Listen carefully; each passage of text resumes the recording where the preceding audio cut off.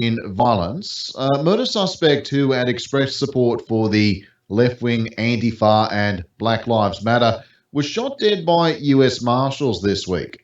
On the shooting, Trump had to say that's the way it has to be. There has to be retribution.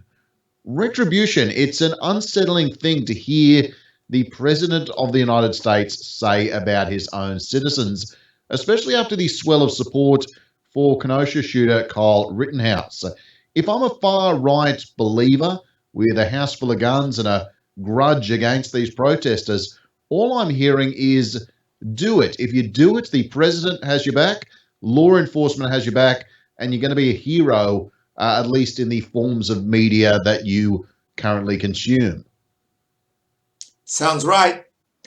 And it's sad because the president is supposed to bring people together across the nation, north, south, east, west, black, brown, purple, yellow, rich, poor. But he keeps playing to the base, and he's even narrowing his own base by calling the military members losers and people who don't need to be respected. This is part of his base. These are the people who went in the military because they didn't have another choice. They're in North and South Carolina and in Florida in very big numbers, and they can derail his candidacy. Moreover, he's not appealing to anyone at this time when he talks about violence.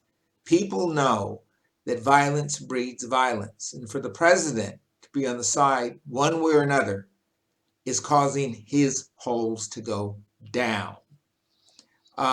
He just yesterday was on a community town meeting and said the most outrageous, dumbest things. Fox News will say he was trapped into saying those things. I think he's doing his own volition. I've never seen a more suicidal mouth in my life. I'd just say this is meat for the base. I mean, given his sort of atrocious handling of COVID, the collapse of the so-called economic achievements, he's trying to make this into a law and order campaign, and it does seem to be backfiring in terms of narrowing the base right here. But does Trump really have any options as to what he can talk about and say he is doing well? Well, he's not doing much well. But one of the things that was happening while he was doing nothing, basically, his economy is beginning to stimulate itself. And he should be with his economic guru saying, what are some of the actions I can take within COVID that would stimulate this more? Now, clearly, one of the things he could do is pump more money into federal and state infrastructure projects, including cleanups after this fire, showing sympathy for this, showing it's presidential. Instead, he spends his time saying that he needs to save the cities from Democrats. People have other urgent needs like health care. When your house is burning in California, you don't want to hear about raking up leaves. You want to hear how that's going to stop. When you're getting their third storm of the year in the Carolinas, you want to hear a president who says, I'm going to do things that change the weather and other kinds of things, not change the weather, that's misspelled, but change the conditions that present these kinds of storms on a regular basis. He's not taking the offensive.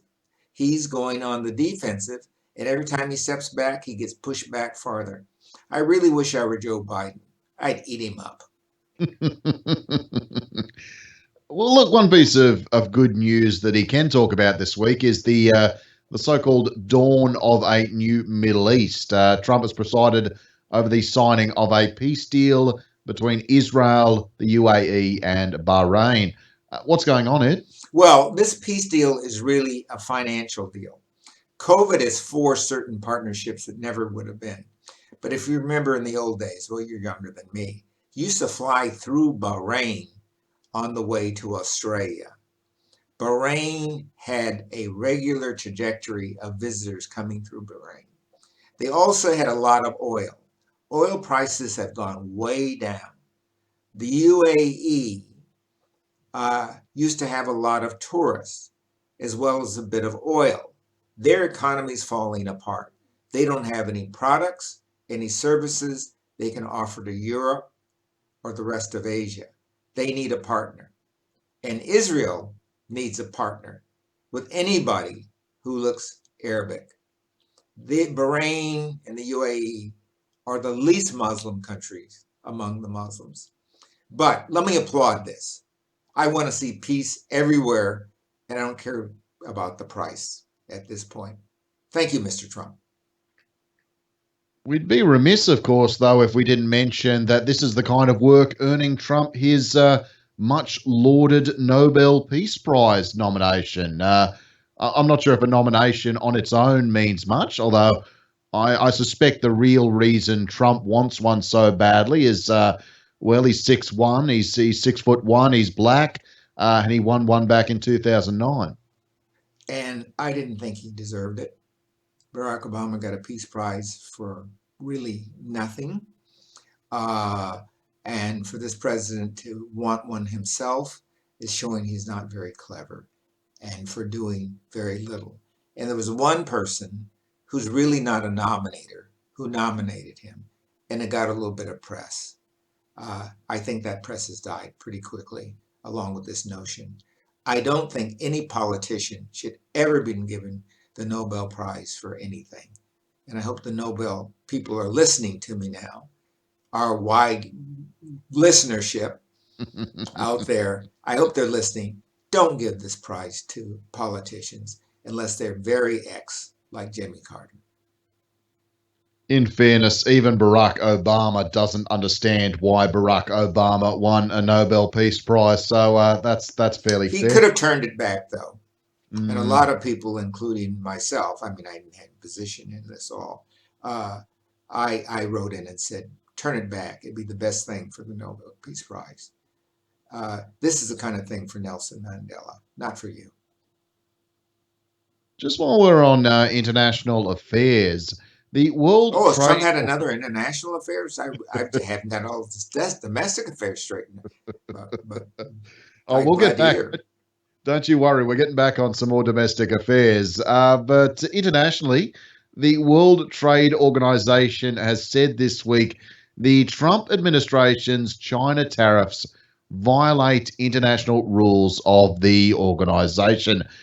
I suppose at this point, it's really probably not going to make much in the way of an impact. Well, it only makes an impact this way. Much like the Scientific American said, we can't take any more of Trump. For the first time in 172 years, the biggest science magazine in the United States, maybe the largest one in the world, took a position saying that Trump has to go. The World Trade Organization is taking this position, basically saying that Trump and the Chinese together are a threat to the world order. Politically, it's a good thing because it keeps people who think in line in realizing they've got to do something to get rid of this guy. Back on Trump, and the Justice Department has interfered with the case of columnist E. Jean Carroll, who is suing Trump for defamation surrounding his denials that he sexually assaulted Domestic affair. properties. Thank goodness. Yes. I have more expertise there. What is this, 120 or 121? She claimed he raped her in a department store. It is an old case, and she's written about it. She reported to her friends.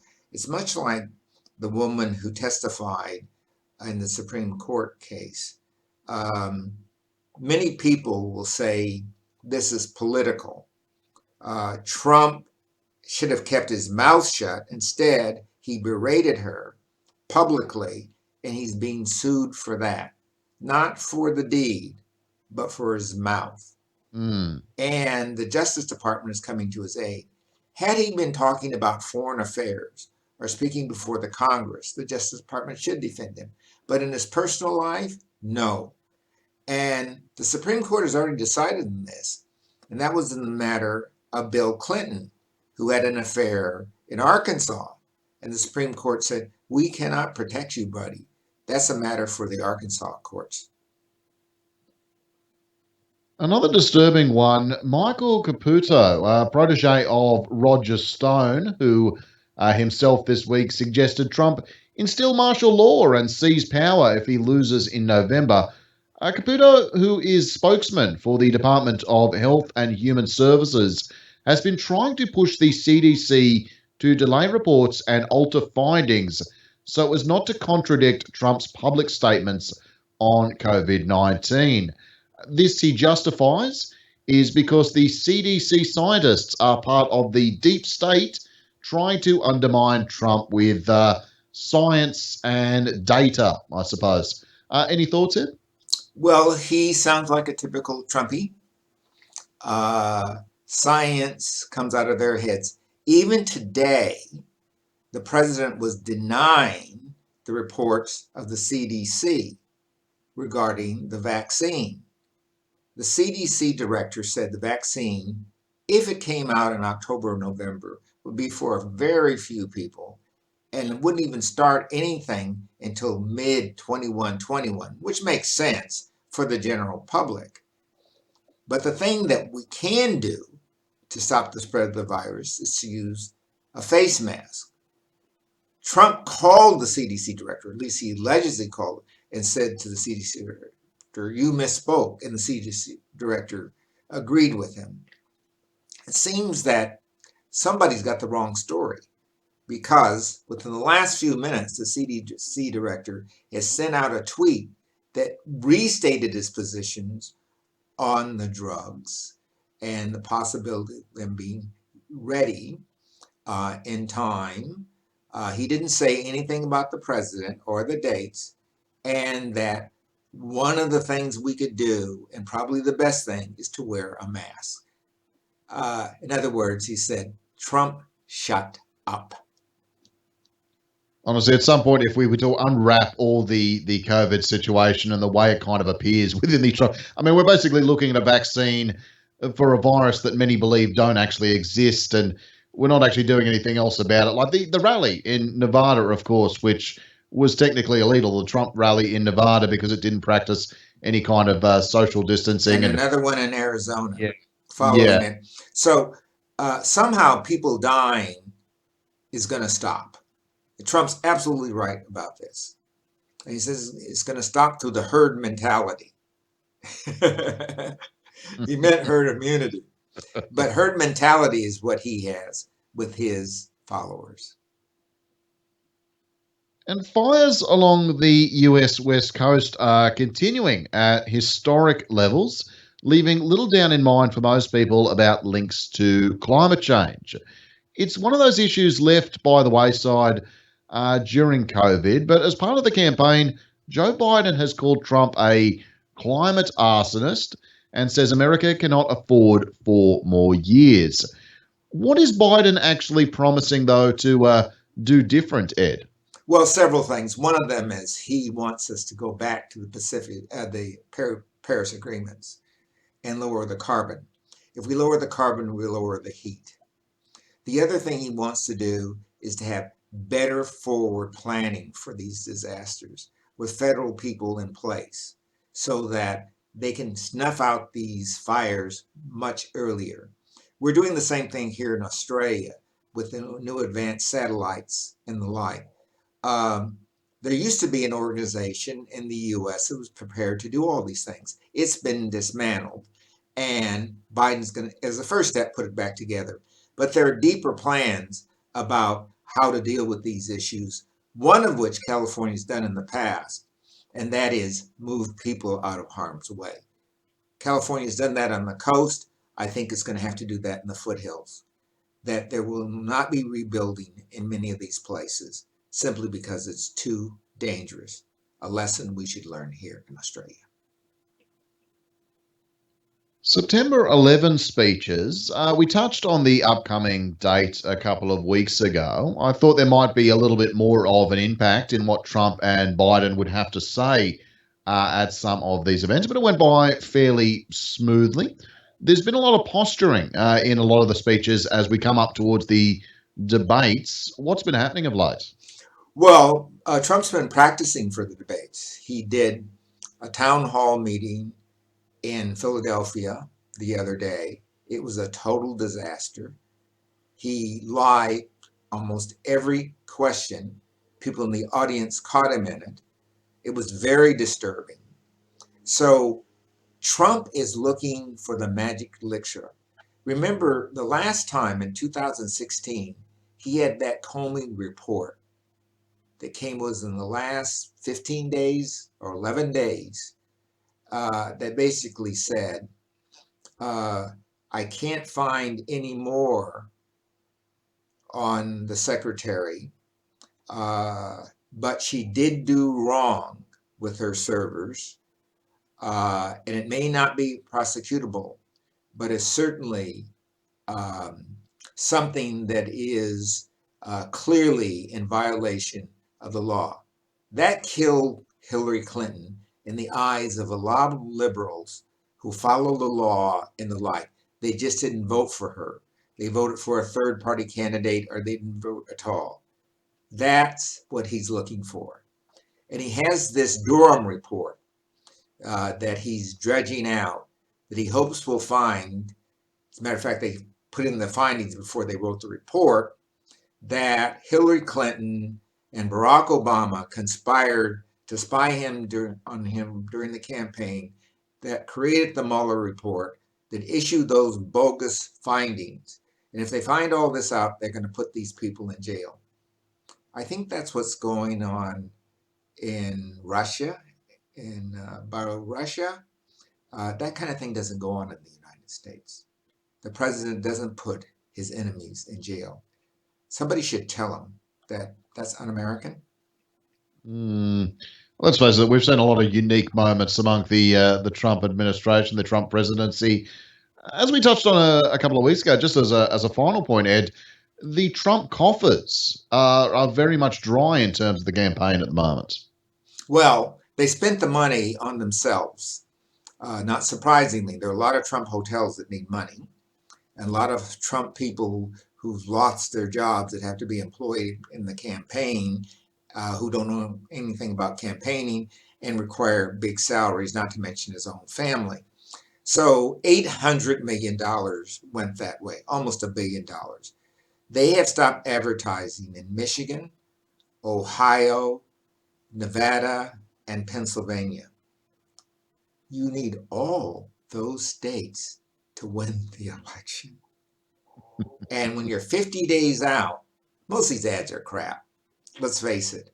But if you hear Biden, Biden, Biden, Biden, and you forget about Trump, Trump is trying to be on the news every day to make up for this. The problem is when he's on the news, he digs a bigger hole. His people are pulling their hair out. Fox News doesn't know what to do. The danger is him losing. The danger is him winning. These are dangerous times. Well, somebody has to stand and bear witness. We'll be back again, of course, next weekend. Let's hope. Take care, mate. Take care.